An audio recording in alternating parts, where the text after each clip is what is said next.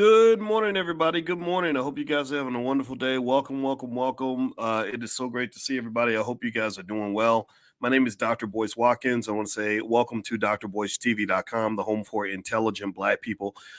Today, I'm going to do audio because I'm on the road and my lighting isn't what I want it to be. So I'm going to go ahead and just talk to you guys as opposed to trying to sort of do the most. So anyway, I hope everybody's doing well. And today I wanted to hop in and have a conversation with you about something that I just saw in terms of a really great interview.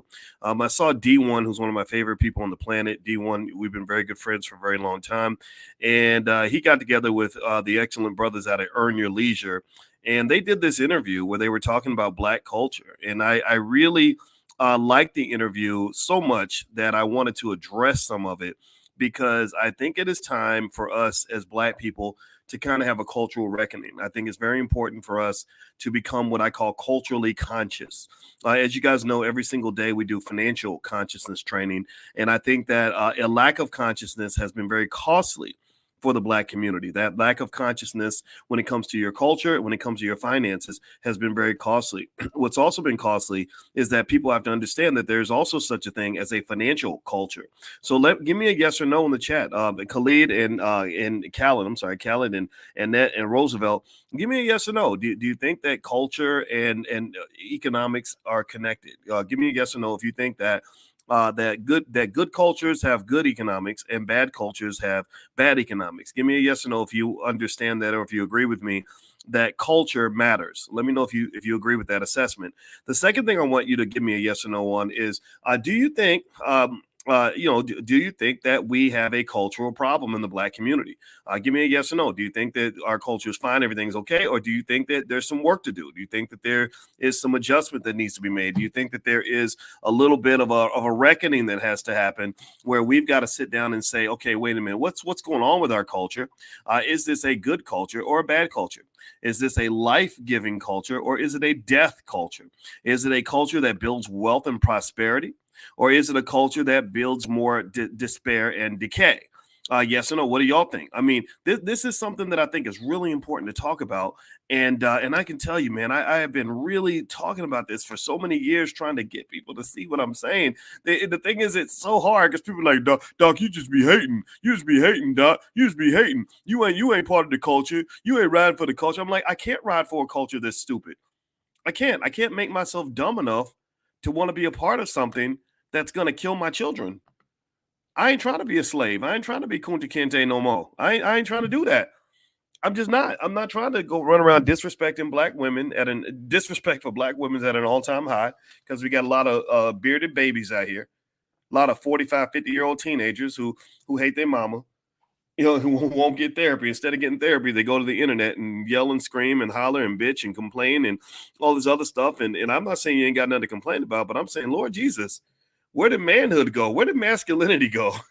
I thought masculinity meant, as a man, you don't go run around acting like acting all hyper emotional. And I would say like a woman, but that would actually be disrespectful to women because I know some women that got it together more than some of y'all little bitch ass men. And I hate saying it like that, but it's true. I think that the idea of men just whining about women all day is just weird. I don't understand that. I think that if you have something to say, you should say it. But whining just isn't competitive. Whining is not productive. Whining certainly is not attractive. And so if you're complaining about women not wanting you, you think it's because you're a truck driver or because you only make $40,000 a year. And that's not really it. The reason that woman might not want you is because she don't want to date a bitch. That's it. I don't mean to get so harsh this early in the morning, but it's true, right? So, and this is, in case you want to know, that talking like this is what makes some guys get so mad at me. But I'm sorry, I can't support bitch ass behavior. Now what I will support, here's what I love, here's what I appreciate is I appreciate the fact that these guys at Earn Your Leisure got together with Dee-1. And they did this interview the other day, and I didn't watch the whole interview. I ain't gonna lie, I don't watch a lot of YouTube videos, but I saw enough to see what kind of conversation they were having. And the conversation they were having is the right conversation. The conversation they were having is the Black man leadership conversation. The conversation they were having is a cultural conversation that basically kind of just says, hey, maybe there's something we need to think about here. Maybe we don't need to just think about the culture that we're supporting. We need to think about like who's doing this, like what's the agenda here? What's happening here? Like D1 made an interesting point. And D1, as you guys know, for full disclosure, D1's one of my buddies. We talk all the time, and I've always said D1 is the greatest rapper alive, not just because he's a great lyricist, but because he's a great visionary. He's the kind of guy who has the right kind of message that really underscores and understands the power of hip hop to transform minds. D1 became a rapper. In case you don't know his story, he became a rapper because he was a teacher. He was a teacher first. He's the KRS-One tradition. And so as a teacher, he saw that hip hop music was hitting children really hard. Like the hip hop culture was influencing kids. It was affecting how they dress, how they talk, what they believe, what they would do with their lives. And if you're looking up to somebody who's glorifying murder, that's not going to lead to a good life for a child. Give me a yes if you agree with this. If you listen to a grown-ass man that only glorifies excessive materialism and financial irresponsibility, or what I refer to in my book, The 10 Commandments of Black Economic Power, economic immaturity, that's not going to lead to prosperity for that child. Let me know if you agree with that. If you're looking up to a man who disrespects women and hates the women that give birth to his children, that's not going to benefit the community. If you're looking up to men that glorify ignorance, how far can a black man go when he has no brain? How far can a black man go when he cannot read? How far can a black man go when he puts down his book and picks up a liquor bottle? So this is what hip hop was designed to encourage in the black male community. Hip hop, unfortunately, they wired it. They use money. This is why I'm involved in this conversation, because I'm not just as a black man, but as a financial expert, I can tell you that the money's all over this. D1 mentioned an interesting point. He's in the interview. He said we don't have a unified black agenda, and I'm gonna talk to him about that. I mean, he and I are going to talk today, and I'm going to mention to him what I think could be a good unified black agenda. I think things like reparations could be a place of unity. I think that education, just making sure our kids are educated properly, could be part of an agenda. I think that healthy relationships and fixing the broken family issue could be part of our agenda. I think that black wealth, give me a yes if you agree with these things. Black wealth could be part of the agenda. So give me a yes if you agree with this. I'm going to propose a black agenda right now. Y'all ready? Because I've been thinking about the black agenda for like 20 years. So here's a simple black agenda that I think we can all align on. Give me a yes in the chat if you can align with me on this. I believe that black people should be mentally and physically healthier. Give me a yes if you agree with that. That means really being conscious of the food we eat, and the poison that they're selling us in the grocery stores and in the fast food restaurants. We need to sort of think about this and what effect it's having on us. Big mama getting her foot cut off at the age of 52, yeah, and then the kids going half crazy because they're eating too much sugar and all that. I think that needs to be addressed. I think we need mental health. I think that healing is critical. Healing is critical. Let me know. Give me a yes if you agree that we can put that in the black agenda. I'm going to propose it right now. My wife is a licensed therapist and a full professor of social work, and she's also a trauma expert. And she basically says and helped me understand that undiagnosed, untreated trauma is the reason that black folks act insane. That's why we kill each other. That's why we go off on each other. That's why we divorce each other. That's why we beat each other up. That's why you see these crazy videos on the internet of black folks acting ridiculous. Well, a lot of that's because of trauma. That's a trauma. That's called a trauma response, people. That's what that is. And so if you don't heal from your trauma, you're going to run out here acting like a damn crazy ass ragamuffin. You're going to go out here in the world and just hurt people.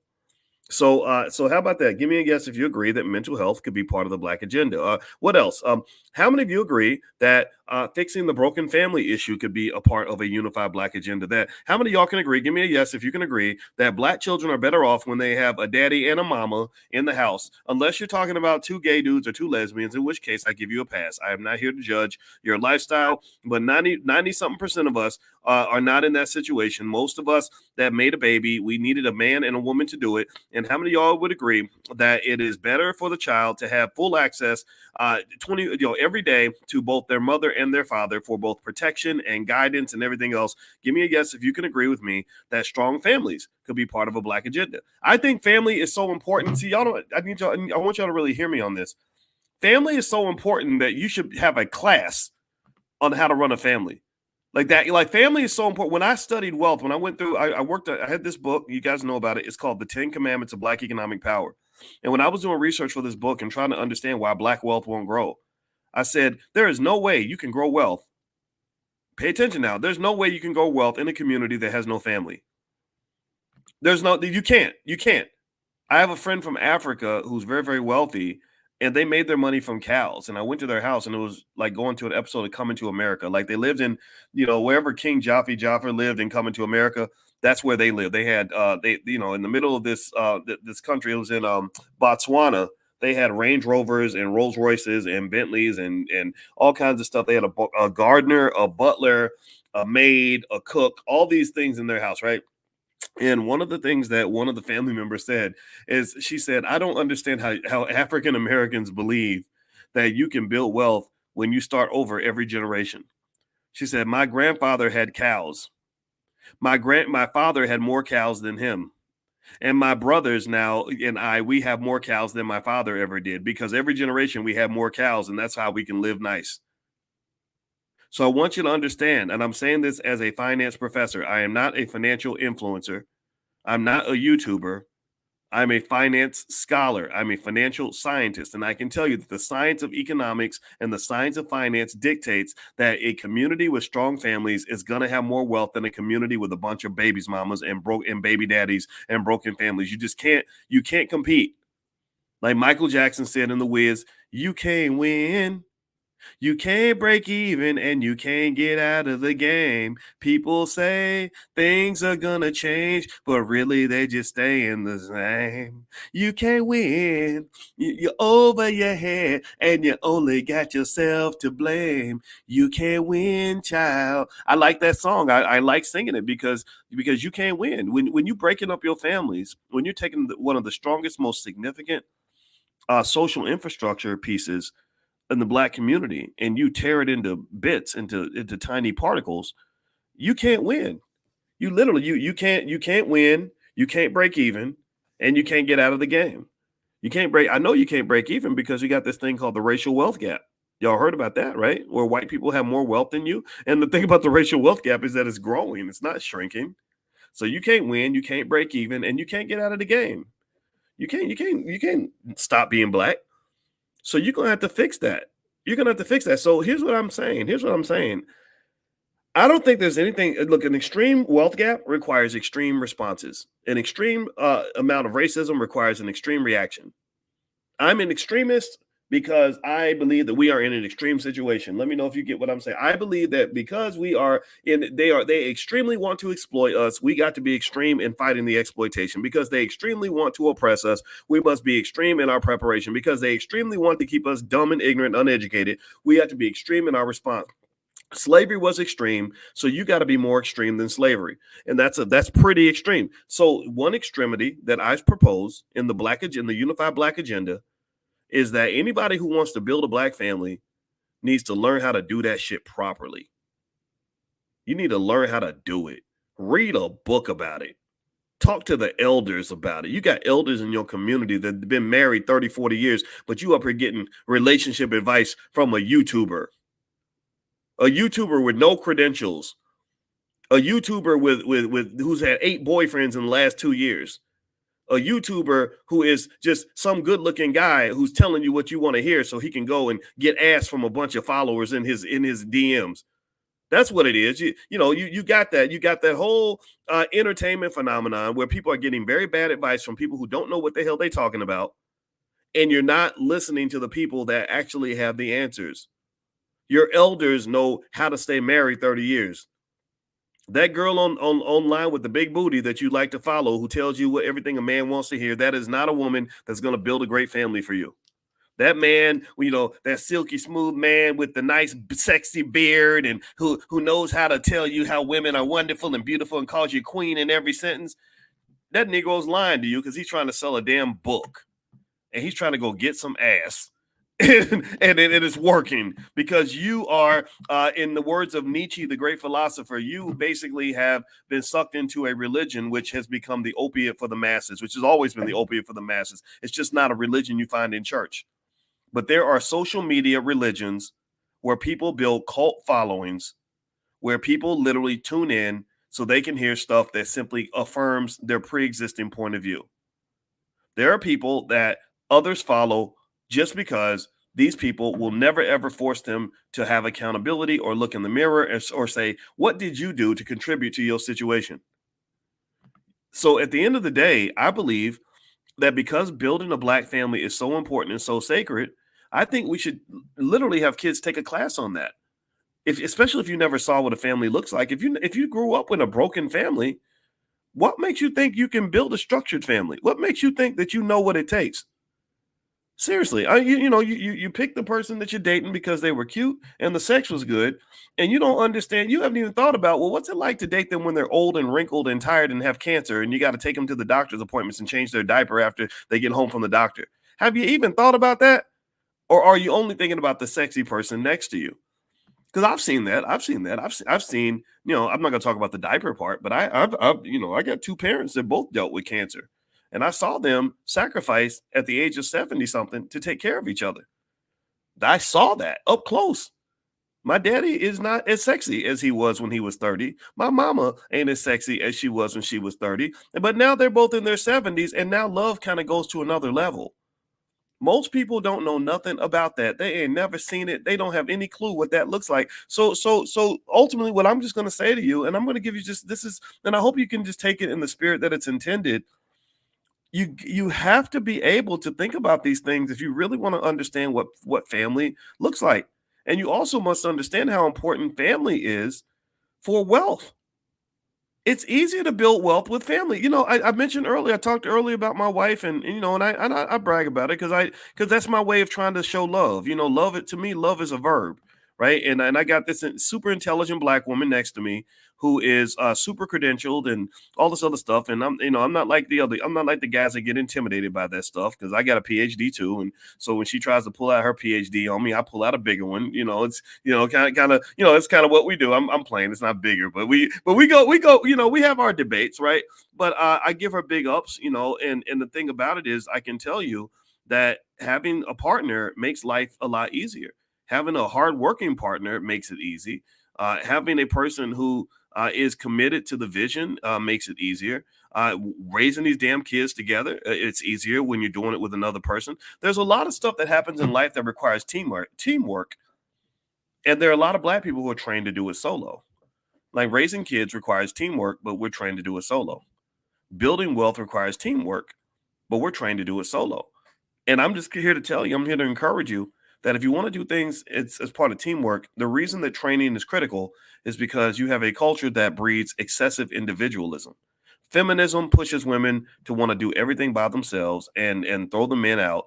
A lot of it does, not all of it, but a lot of it does. I'm sorry. I know it's if it offends somebody, I'm sorry. But all this rugged individualism, I think that's a bunch of nonsense. I think you do need a man. Men are important.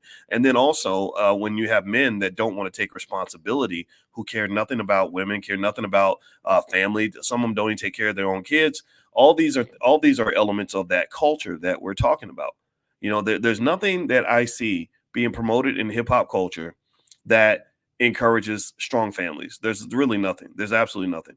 So anyway, I'm going to move on. Do me a favor. Please hit the thumbs up button, thumbs up, share, subscribe. My name is Dr. Boyce Watkins. You're watching drboycetv.com, the home for intelligent black people. If you want to get a copy of my book, The 10 Commandments of Black Economic Power, you can go to drboycebooks.com. That's drboycebooks.com. Also later on today at 10 a.m. Eastern, every single morning we do financial consciousness training. If you'd like to join us for financial consciousness training, just text the word morning, MORNING, to 87948. We call it Money in the Morning, and that's where you get your day started off right, talking about money. I share stock tips, so we talk about financial consciousness, different ways to see money, because you ain't going to get the money if you can't see it. If you're blind, deaf, and dumb when it comes to money, then money will walk right past you, and I don't want you to stay poor. Poor stands for passing over opportunities repeatedly. If you can't see the money, it will walk right past you and you won't even know that it was there. So my goal is to help you with your economic vision. My goal is to help you reach your economic potential. My goal is to help you heighten your economic awareness. So that's what financial consciousness training is all about. So if you want to join, it's totally free. in the Black Business School. We do it every single day. You can text the word morning to 87948. You can also go to drboyceelevate.com. If you live overseas and you can't text the word morning to 87948, we put up a site, drboyceelevate.com, where you can sign up there. All right, so let's hop in. Let's finish this discussion here because I want to get back to some other stuff I got to do before we get ready for class later on today. So we were talking earlier about Earn Your Leisure in this interview that they did with Dee-1, and they were talking about whether or not Black culture needs to be changed. I agree 100%. I think that we do need an adjustment in our culture. I think that we can't let people use their money, their wealth, and power. Who took over hip hop, who pretty much conquered it, and used their wealth and power and business savvy to pretty much develop distribution systems and monetization processes that kind of allow their economic consciousness to really dominate Black people, particularly the Black male. They turned the Black male into a slave because they effectively came in with a whole bag full of money, and because we were trained to worship money without even thinking about where the money's coming from. A lot of us fell for it hook, line, and sinker. And as a result, one of the most beautiful, one of the most extraordinary art forms in the history of the world was bastardized and turned into a weapon of mass destruction.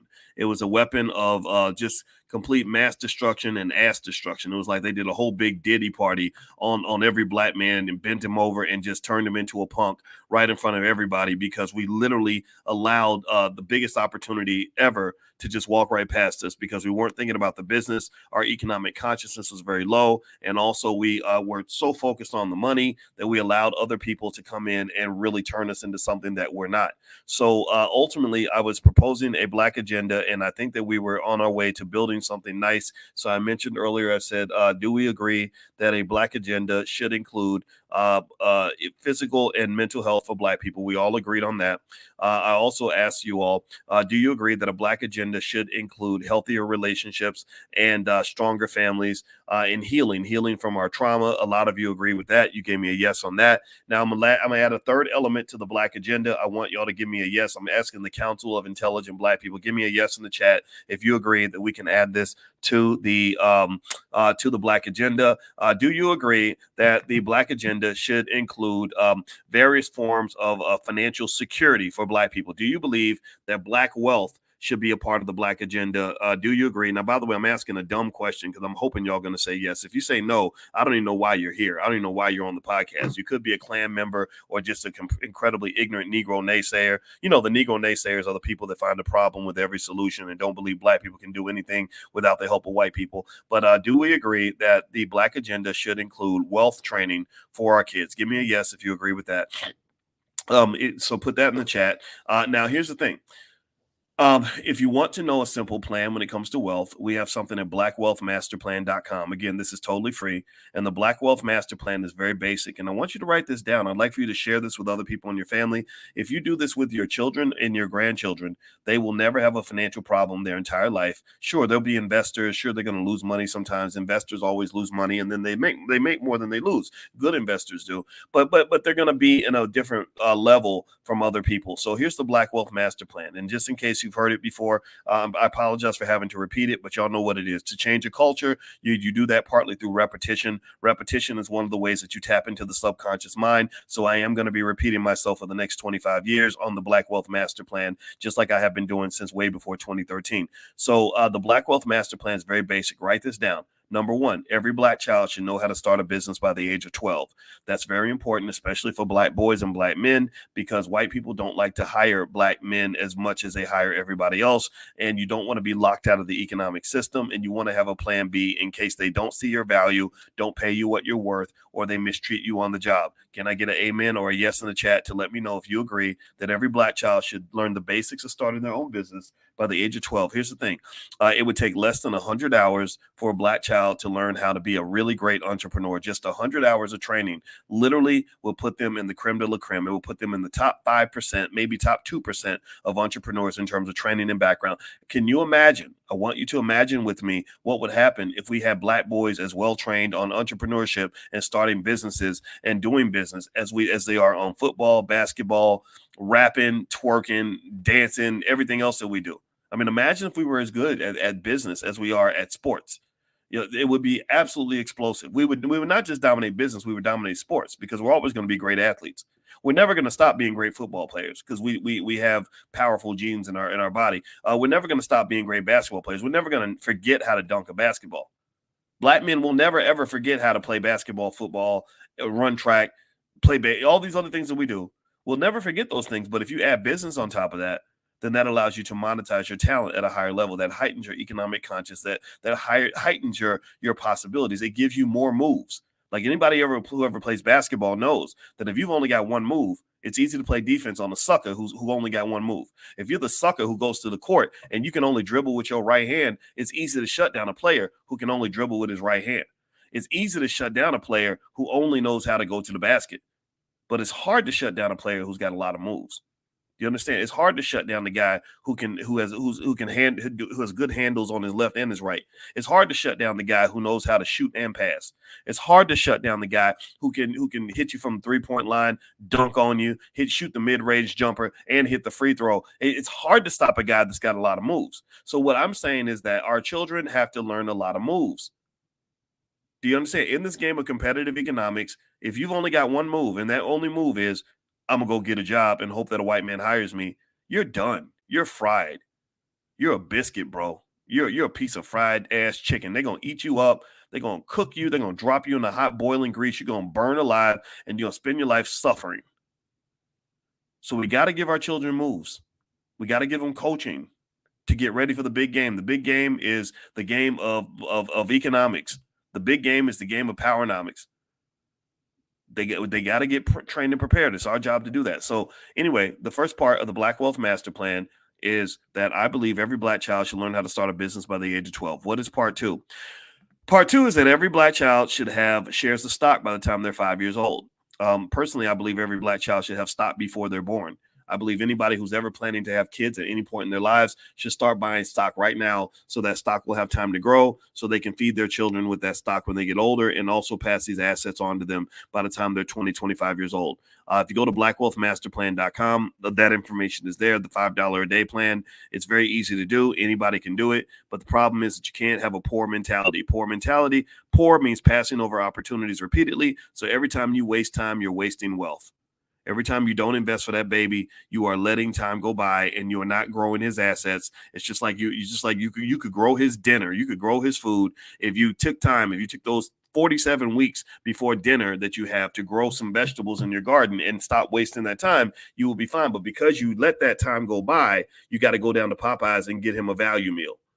You got to go down to Popeyes and buy him some poison when you could have fed him vegetables, but you had to plant ahead of time. So money is like a seed. You have to plant those seeds. So every child should own stock by the age of 5. Someone should consistently buy stock for them every single week or every single month. So that by the time they're 20, 25 years old, they have plenty of money. That allows them to pursue part 3 of the Black Wealth Master Plan. Part 3 is every Black child should be in a position to put a down payment on real estate when they're 21 years old. They should be in a position to do that. Now, they don't have to do it. Maybe they wait till they're 25 to buy real estate. I don't think there's anything wrong with that. But if you've done the $5 a day plan and followed parts 1 and 2, then what happens is that they have over $100,000 liquid in their stock portfolio when they're in their 20s.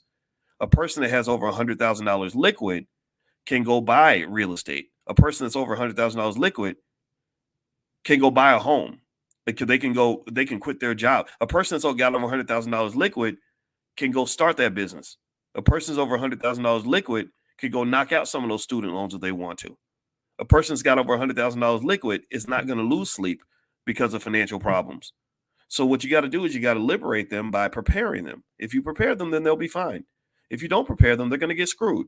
This is the world we live in. They don't love you. Stop thinking that they do. Stop looking for love in all the wrong places. Stop looking for people who don't care about you to take care of you. So long story short, I want to just say this. I have to acknowledge that I really loved, I'm going to go full circle and say that I was very happy that Dee-1 and the guys at Earn Your Leisure had that conversation. I love the guys at Earn Your Leisure. I love the way they're impacting the culture. I love Dee-1. I love what he's doing. Believe me, when I started doing this stuff in 06, 07, I had no allies. There was nobody out here really talking about wealth like that. Now we've got a lot of brothers that are doing this, and I think that's a wonderful thing. I think we need more of that. We need more women. The thing is, honestly, women, there have always been a lot of women that have been very quick to understand the message. It was the guys that I kind of had to work with a little bit more because hip hop has such an influence on the minds of young black men. But where women were being influenced was you see a lot of women that are attracted to the wrong types of men because of what gets promoted in media. You know, I don't really know how you think that you can have children with a guy who has a foot in the penitentiary and think that that's going to be wonderful for your kids, or to have children with a guy who literally glorifies a culture where family is seen as simping and loving black women is seen as being a punk, and somehow think that that man's going to ever love you, take care of you, be there for you, or raise kids with you. I don't understand that, to be honest with you. So I think women were misguided as well. But either way, though, it's up to you to decide how you want to navigate that. All I can say is that when they asked that fundamental question in that interview with Dee-1 and Earn Your Leisure of whether or not black culture needs to be shifted, I say hell to the yeah. 100%, absolutely, no questions asked. So anyway, guys, I'm going to get out of here. I want to remind you all, actually, Jay Ortiz is hosting something called the Get Money Fest. Jay Ortiz is a great artist out of Philadelphia. He's on tour with Kevin Gates right now, and he's doing something called the Get Money Fest with art and music and financial literacy and everything else. That's going to be in Philly, May 18th. So if you go to getmoneyfest.com, I think his tickets are actually free. So feel free to join that if you'd like to be a part of what they're doing. I agreed to speak there, and I'm very happy to do that.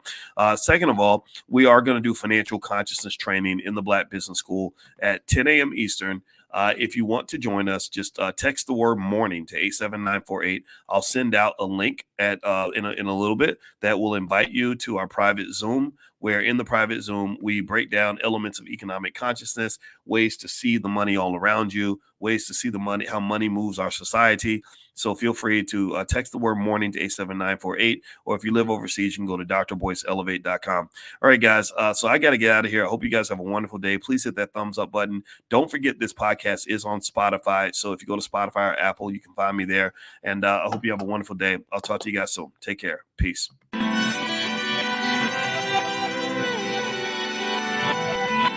Here we are, clan the isms, cataclysm, great. Our people out here struggling, trying to make it in this state. Everybody out here doing it, but we the ones who late. Now family, we the ones who gotta delegate. Get that money in the power, never be fake. Stick to cosign for 3. What did he say? Create jobs, support our own. Educate the same and buy back your home. Got 3 degrees, triple 10. 3 PhDs, now we on the CNN. DBTV, let's talk about negligence. Ignorance is bliss, but we can turn it to intelligence. Believe none of what you hear, half of what you see. Let's break it down here on Dr. Boyce TV. Here we are.